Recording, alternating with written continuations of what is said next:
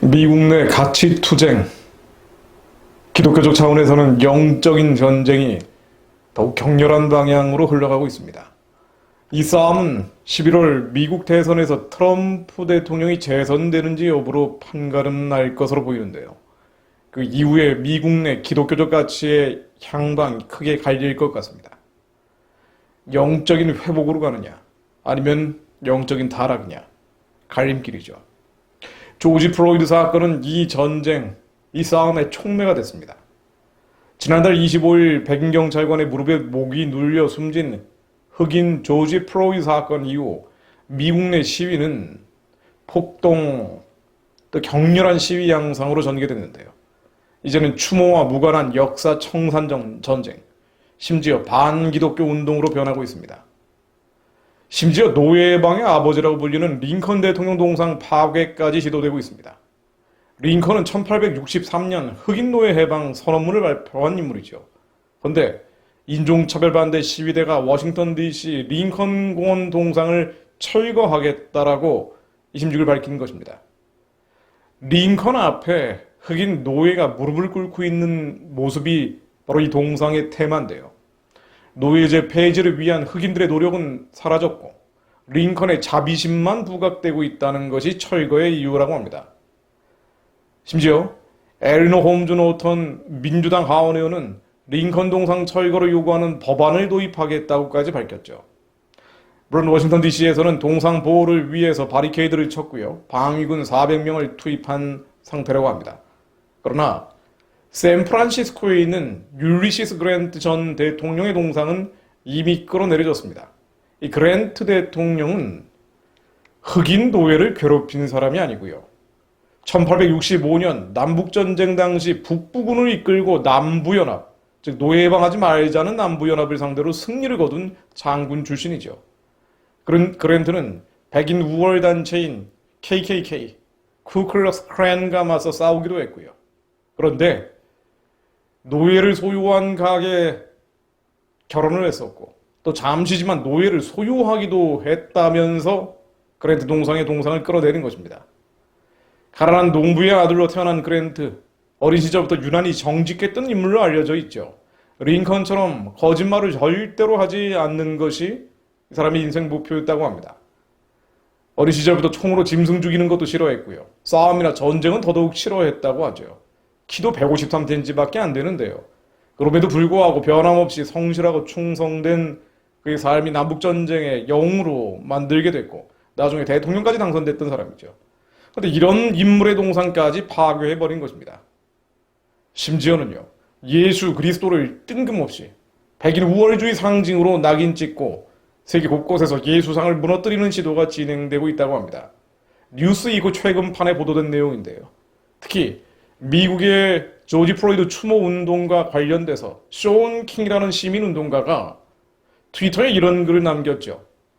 백인들이 예수라고 주장하는 백인 유럽인 동상은 철거돼야 한다면서 예수의 상은 백인 우월주의고 항상 그랬다라고 주장을 한 것입니다.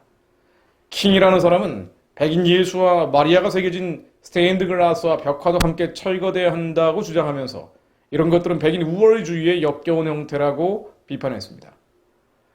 킹은 대학 졸업 후에 목사가 됐고요. 2008년 애틀랜타에서 교회를 개척하기도 했다라고 합니다.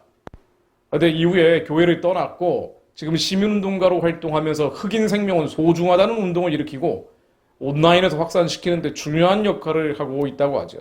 이 조지 플로이드 추모 운동에도 핵심적인 스피커로 활동하고 있다고 합니다.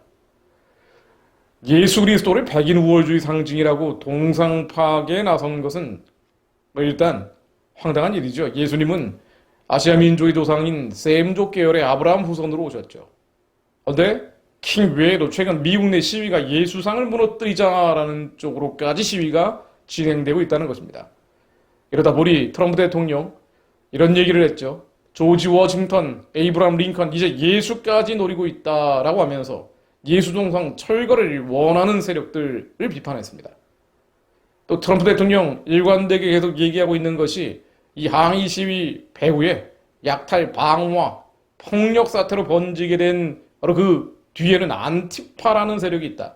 이 안티파는 급진적인 인종차별 반대주의자를 뜻하는 것인데요. 안티파시스트를 일으키는 지칭하는 말입니다. 이들이 테러 단체로 지정돼야 한다는 경고를 남기기도 했죠. 트럼프 대통령에 대한 호불호를 떠나서 어쨌든 이런 전쟁의 한쪽에 트럼프 그리고 또 반대쪽에는 안티 기독교 세력들이 있다는 것은 분명합니다. 미국 의회조사국 CRS는 2018년 보고서에서 안티파 추종자들이 합법적 시위뿐 아니라 좀 더 대립적인 행동도 추구하도록 조장하고 있다. 한마디로 위험하다라고 적은 바가 있죠. 자, 주도 세력이 누구건 간에 분명한 것은요. 조지 플로이드 사건이 반 트럼프 운동을 넘어서 미국 내 기독교적 가치의 파괴를 향해 나가고 있다는 것입니다. 이미 동상을 무너뜨린 율리시스 그랜트 역시 독실한 감리교도였죠. 링컨은 잘 알려진 것처럼 백악관을 기도실로 만든 독실한 신앙인이었습니다. 미국이 이 영적 전쟁에서 무너져 버리면 그 다음엔 어떻게 될까요? 음란과 동성애 그리고 안티 기독교 활동이 전 세계적으로 번져갈 것입니다. 한국은 아마도 가장 치명타를 입을 나라 중에 하나가 될 수도 있습니다. 이런 적그리스도적인 활동이 대중의 폭넓은 지지를 얻게 될 것이고요. 그 다음은 기독교에 대한 본격적이고 집요한 핍박이 진행될 수 있습니다. 요한일서 2장 18절에 나오듯 아이들아 이것이 마지막 때라 적그리스도가 이르겠다 함을 너희가 들은 것과 같이 지금도 많은 적그리스도가 일어났으니 이러므로 우리가 마지막 때인 줄 아노라. 요한이 말했던 것처럼 성경은 마지막 때 적그리스도가 바로 할 그런 때가 온다라고 강조하고 있죠. 바로 지금이 적그리스도가 바로 하기 시작하는 그 난리와 난리의 소문이 나오고 있는 때인지도 모릅니다. 그러나 이런 암담하고 암울한 소식을 말씀드리려는 것이 아니고요. 바로 그때 적그리스도가 바로 하는 바로 그때 믿는 자들은 강하여 용맹을 발하여야 합니다. 지혜로운 자가 되어 많은 이들을 옳은 길로 돌이키는 역할을 해야 합니다.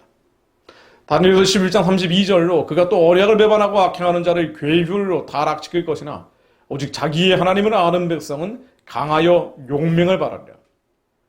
이어지는 다니엘서 12장 3, 4절의 말씀처럼 지혜 있는 자는 궁창의 빛과 같이 빛날 것이요 많은 사람을 옳은 대로 돌아오게 한 자는 별과 같이 영원토록 비추리라.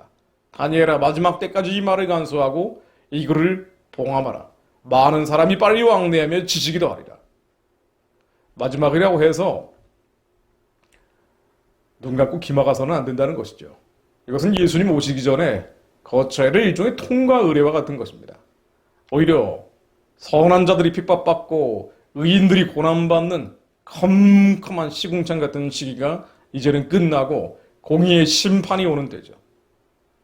그때 믿는 자들은 지혜 있는 자가 되어 궁창의 빛과 같이 빛나야 하며 많은 사람을 옳은 대로 돌아오게 하라고 주님은 말씀하십니다. 그래야 별과 같이 영원토록 비추게 될 것이다. 주님의 명령이기도 하죠. 그러므로 그때와 시기는 우리가 알 바가 아니라고 예수님은 말씀하셨습니다. 예수님이 우리에게 원하시는 것은 이 세대를 본받지 말고 세상이 어떻게 가든 주님의 일을 하라는 것입니다. 우리 10년 가운데 하나님께서 주신 선하고 기쁘고 온전하신 뜻이 무엇인지 분별하고 가짜 신앙 버리고 거짓 믿음은 이제 접어놓고 바로 예수 그리스도의 증인이 되어 복음을 전하라는 것이죠. 하나님이 우리에게 맡기신 부르심과 택하심을 이제는 이루라는 것입니다. 이 땅의 정욕과 탐심을 채우기 위해 사는 것이 아니라 하나님의 마음을 시원케 해드리기 위해 살아야 하는 것입니다. 사도행전 1장 7, 8절로 이르시되 때와 시기는 아버지께서 자기의 권한에 두셨으니 너희가 알 바가 아니요 오직 성령이 너희에게 임하시면 너희가 권능을 받고 예루살렘과 온 유대와 사마리아와 땅끝까지 이르러 내 증인이 되리라 하시니 성령이 우리에게 임하셨기에 우리는 권능을 받고 북한에 닫힌 선교의 문이 열릴 수 있도록 중국의 흑암과 어둠의 진이 깨어질 수 있도록 더 기도해야 합니다. 아직도 미혹되어 있는 이들, 거짓과 속임수에 넘어가 있는 그리스도인들이 얼마나 많습니까? 100에 98명 되지 않나요? 이들이 하나님의 부르심과 택하심을 깨닫고 주님의 선하고 기쁘고 온전하신 뜻을 감당하는 한국 교회로 거듭날 수 있도록 세상 끝에 난리와 난리 소문 앞에서 두려워할 필요가 없이 주님 주시는 사명을 분별하고 이행하며 그것을 위해 기도할 수 있도록 더 부르짖도록 지혜 있는 자가 되어 궁창의 빛과 같이 빛나야 할 때입니다.